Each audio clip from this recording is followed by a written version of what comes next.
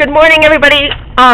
Today's lesson is how to draw a cylinder, which I know sounds not that interesting. However, you're going to be learning in this unit how to draw, and there's something called cylindrical or circular perspective. If we were going to draw anything that is comprised of cylinders or circles, we need to know how to represent that in a drawing by with different heights or from different perspectives, right? So I had everyone do a 15-minute drawing of a bottle to the best of their ability, and chances are, for some of you, the bottom of the bottle probably looks a little bit flat. And it might not be for everyone. I haven't had a chance to review those drawings yet. But the fact of the matter is, the bottle is made of a couple cylinder shapes. When we draw a bottle, we need to draw a couple cylinders, and then there's a transition in between. It's either a hemisphere type shape or like an egg type shape transition between the two cylinders. I gave everybody one of these empty tape rolls, and if you look at this tape roll and you see how I turn it, the perspective or the shape of this circle and this circle changes. Oops, then this circle changes, depending on how high or low I am.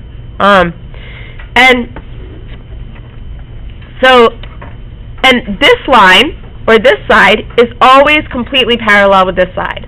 Not so easy to do, right? So what I want you all to do is take your glass bottle and move it onto the flat part of your table if you have one out. We're actually not going to use that glass bottle now for the rest of the class period, so at the end of the class period we're going to put it away. So, and then I want you to lift your desk. So obviously you're not going to lift your desk with your glass bottle on it. I want you to move your glass bottle to the flat part of your desk and lift the back of your desk. Now you guys, it's going to be the opposite because that's the only downside. I know. Okay. And just lift it just a few inches. This was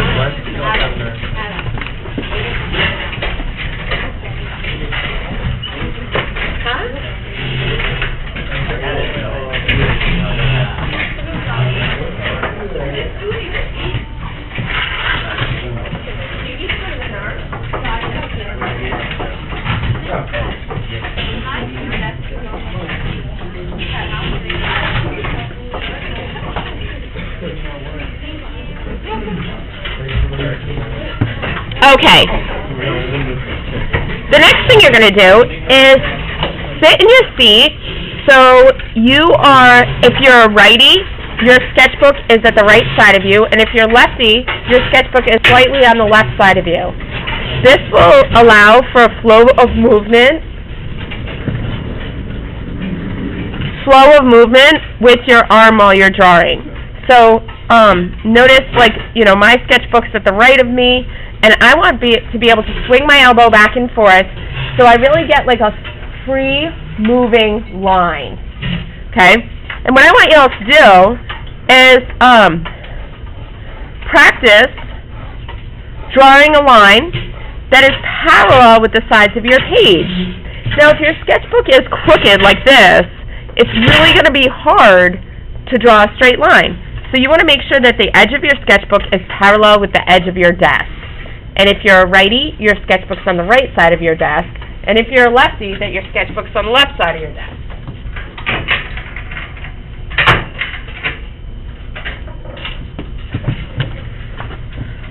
Then just take a blank piece of paper and draw multiple light lines. Just like that.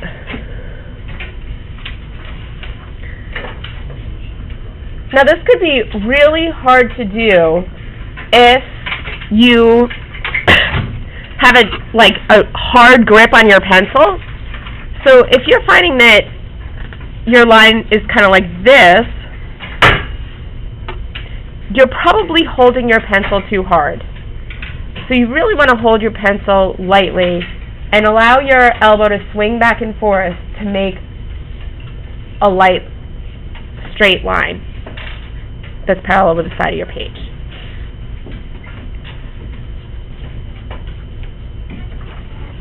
And keep practicing that until you have a nice straight line.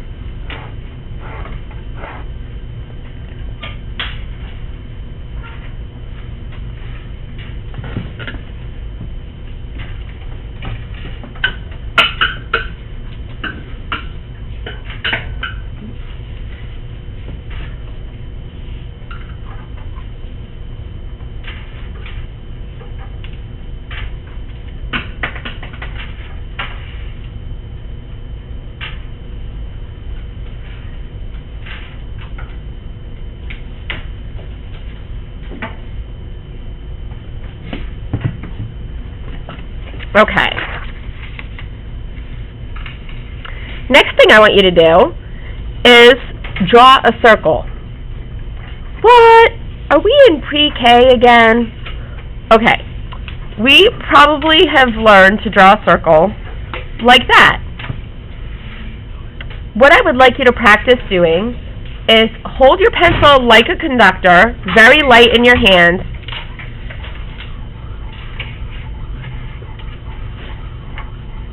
and as lightly as you can with your soft pencil, make multiple lines until you've created a circle.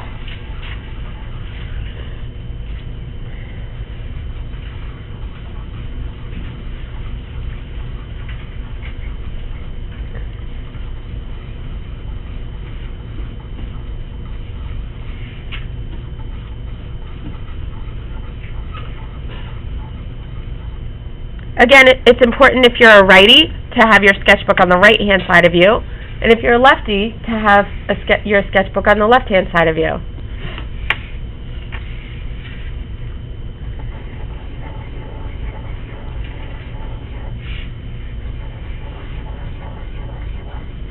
Drawing in this way really helps you improve your drawing skills.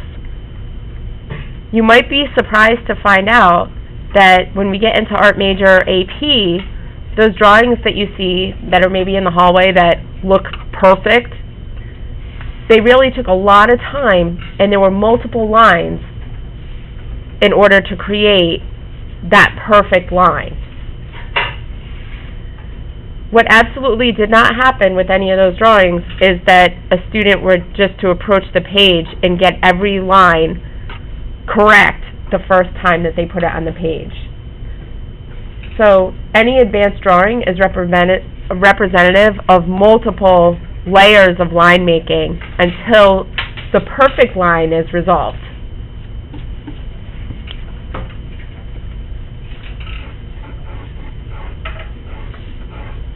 Okay. So keep going until you have kind of like a perfect circle. Now look at this. I have a lot of circles here, but see how this circle kind of looks like a flat tire? It was as good as I could make it, considering the way I was holding my pencil and considering it was one line.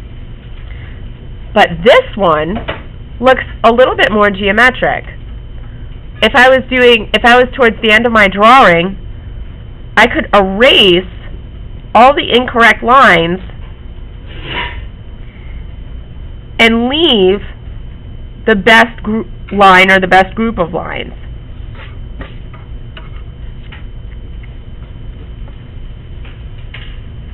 Okay. Next, we're going to practice ellipses. So, ellipse isn't an egg shape.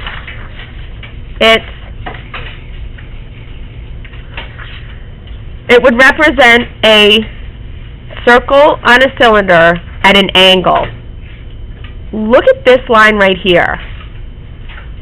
This is a circle, and as I turn it, the ellipse gets more and more closed. See that? This is a cylinder in different perspectives. you were all looking down on your bottle, so believe it or not, there was a slight curve to the cylinders that were in your bottle, or the circles that were in your bottle. A slight curve. No flat edges. So, when we create an ellipse, we still hold our pencil lightly, and we try to make an ellipse that in two directions is symmetrical. It's not easy, you know. It does take some practice. So what I want you to do is, whenever you're running out of space, switch to a fresh page.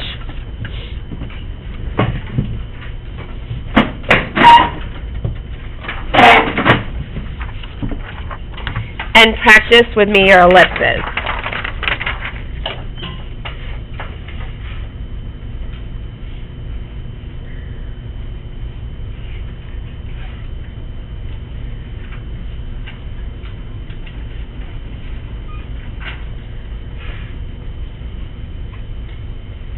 Your drawing hand shouldn't be rested on your table.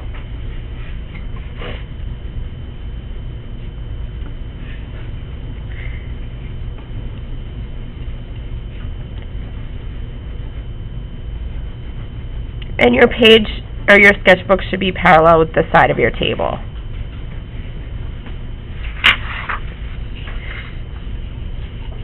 You might feel like you need to draw a lot of them in order to get a good one.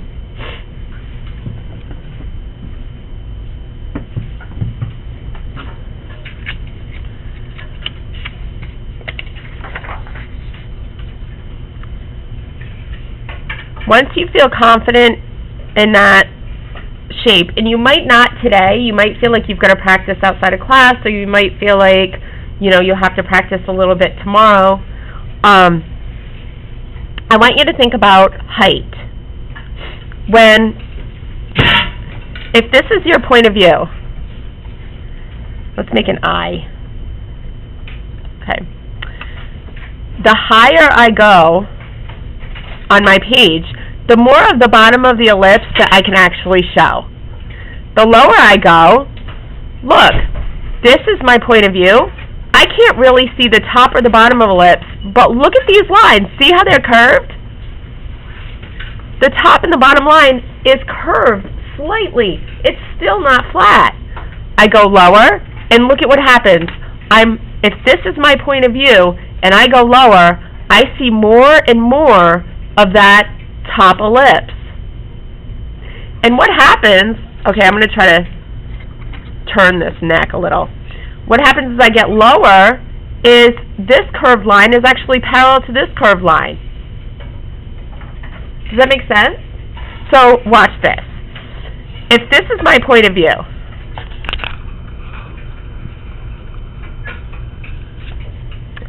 and if I have an ellipse that's right at my point of view, it's going to look like this. You're not going to really see the top or the bottom.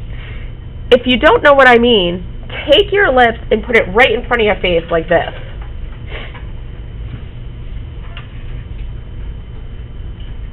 Now, slightly move it down. See how now you can see the top and it becomes wider and wider. Okay? And eventually, if you're looking straight down on it, it's really almost circular. Then move it above your eye level, higher and higher. And see, now you really see the bottom. You can see the entire circle and bottom. So, why does this matter? Well, you could draw anything. What about light fixtures? What about those light fixtures that are in the ceiling? What about you're doing a figure drawing, you're drawing somebody sitting in a stool, right? Our stools are circles on top of each other. Your figure drawing could be perfect, but if your stool is out of perspective, it throws off your whole drawing. But in reality, it's easier to draw a stool in correct perspective than it is to do a figure drawing. So some people just miss that step. So take your empty tape tube and hold it way above your head again like this. And what I want you to do is draw 2 ellipses and 2 straight lines and see if you can draw what you see towards the top of a sketchbook page. I'm going to do it and then you try it.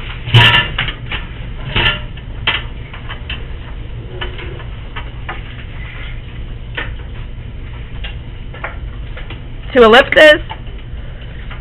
Can I see the bottom circle or the top circle? Bottom. And then I'm going to erase the line that I can't see. There's my perspective. I'm going to pull it down a little lower. Those ellipses become a little tighter. Still, I can see the bottom and not the top. I'm going to pull it down even lower. Now I can see the top but not the bottom. So underneath my eye,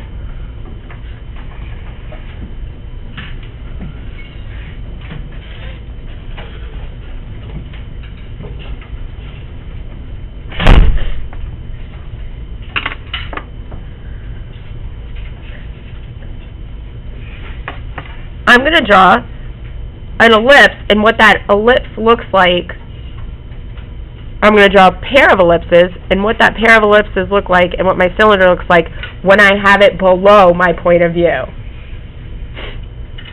So what you're going to do tomorrow is you'll come in, grab one of these. Our substitute will give you a worksheet that asks you to draw 5 cylinders and your point of view. You're going to fold it in half, the paper in half, and that's your point of view.